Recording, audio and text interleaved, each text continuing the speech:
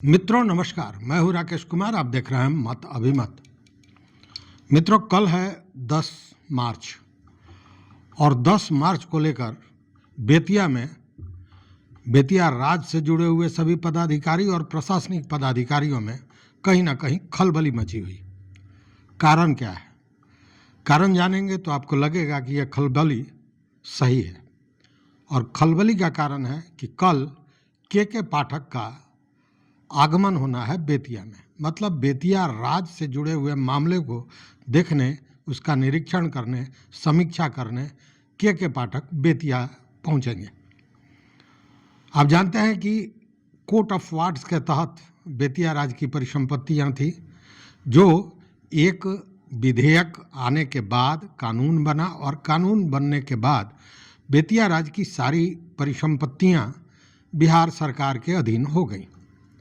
और राजस्व परिषद के अध्यक्ष सदस्य हैं के पाठक, और के पाठक के ही जिम्मे ये बेतिया राज्य की संपत्ति को क्या करना है, उसके अतिक्रमण को कैसे हटाना है, ये सारे जिम्मा के पाठक के पास है। और इसी को लेकर के पाठक बेतिया आ रहे हैं। बेतिया आने के कई कारण हो सकते हैं। हालांकि जो महत्वपूर्ण कारण बताया जा रहा है वो ये कि के पाठक ने बेतिया के रिकॉर्ड रूम, बेतिया के कोषागार में जितने भी कागजात थे जो जर्जर स्थिति में थे, जो खराब हो रहे थे, फट रहे थे, उसको देखने वाला कोई नहीं था, उन सारे रिकॉर्ड्स को डिजिटलाइज करने की योजना उन्होंने बनाई थी। और इसके लिए बाज़ाब्ता यूपी के एक एजेंसी को यह काम दिया गया था।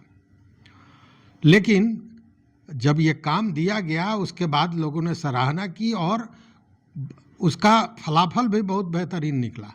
जब कागजातों को देखा गया, खोजा गया, उसके बाद जो 2017-18 में सर्वे हुआ था, जिसके आधार पर बेतिया राज्य के भूमि को बताया जा रहा था कि लगभग 15,500 एकड़ है, वो बढ़ गया और केवल बेतिया में ही 1326 एकड़ अतिरिक्त जमीन निकला, जो पहले निकला था पहले के सर्वे में, उसके अलावे 1326 एकड़। मतलब कि यह जो के पाठक ने काम कराया था उसका लाभ, उसका फलाफल दिख रहा था। कहने का मतलब कि ये जो डिजिटल करने की प्रक्रिया थी, ये बड़ा महत्वपूर्ण था। उससे और भी कई तरह के लाभ थे।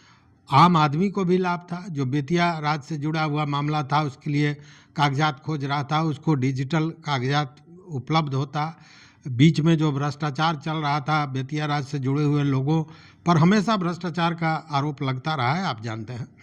तो इन सारे चीज़ों से मुक्ति मिलती। लेकिन हुआ कि जब डिजिटलाइज होने की बात हुई तो पूरा एक कहें कि गामा-गमी हो गई। लगातार जो एजेंसी थी उसके लोग लगे हुए थे, लगातार डिजिटल किया जा रहा था, स्कैनिंग हो रही थी सारे पेपर्स की, पेपर को कैसे संरक्षित किया जाए इसकी व्यवस्था हो रही थी। लेकिन एकाएक 4-5 दिनों से ठप हो गया, सन्नाटा छा गया रिकॉर्ड रूम में जहां ये काम हो रहा था। कारण यह बताया गया कि जो एजेंसी थी वो ब्लैक लिस्टेड हो गई है। मतलब एजेंसी को ब्लैक लिस्टेड कर दिया राजस्व परिषद ने। और उसका कारण यह था कि कार्य जिस तरह से के पाठक चाह रहे थे उस तरह से नहीं हो रहा था। शुरुआती दौर में यह कहा गया था कि कम से कम 50,000 पेपर्स को डिजिटल करना है, डेली उसकी स्कैनिंग होनी चाहिए।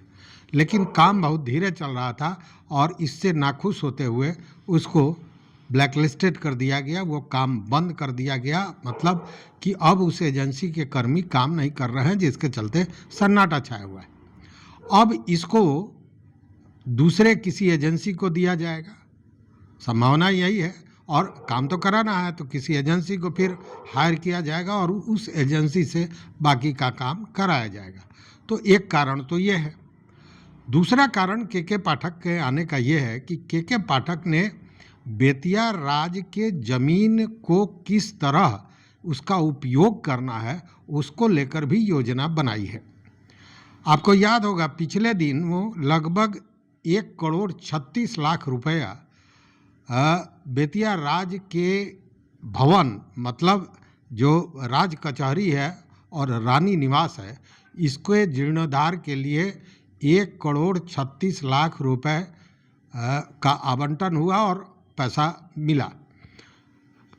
तो ये राज कचहरी और रानी निवास को का जीर्णोद्धार करना था, उसको आधुनिक सारे सुख सुविधाओं से परिपूर्ण करना था। इसके लिए यह भी बताया गया था कि उसमें जो बेतिया राज से जुड़े हुए प्रशासनिक पदाधिकारी हैं उनको रहने की भी सुविधा उसमें मिलेगी, मतलब उनका निवास स्थान होगा, चूँकि बाहर क्वार्टर वगैरह की जो स्थिति है वो आप जानते हैं।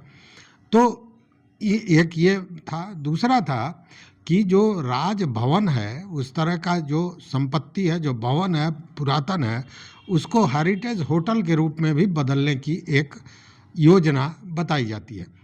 वहीं जो बेतिया राज का ज़मीन है उस पर के पाठक की सोच है कि वहाँ एक टाउनशिप डेवलप किया जाए, मतलब कि उन ज़मीनों का, उन भू संपदाओं का किस तरह उपयोग हो, इसके लिए बाज़ाब्ता के पाठक के पास एक योजना है।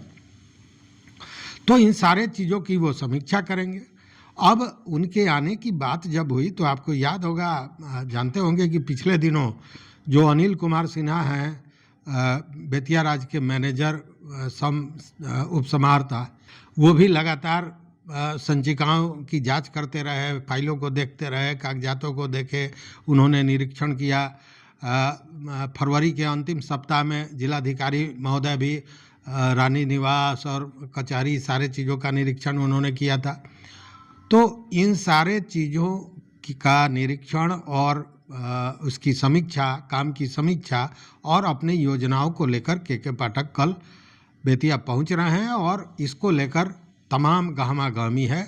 अब देखने वाली बात यह है कि देखिए, जब के पाठक ने कमान अपने हाथ में ले लिया है तो कहीं ना कहीं तो रास्ता निकलेगा, लेकिन कुछ चीज़ें बदली हैं, संभावनाएं भी अलग अलग तरह की व्यक्त की जा रही हैं।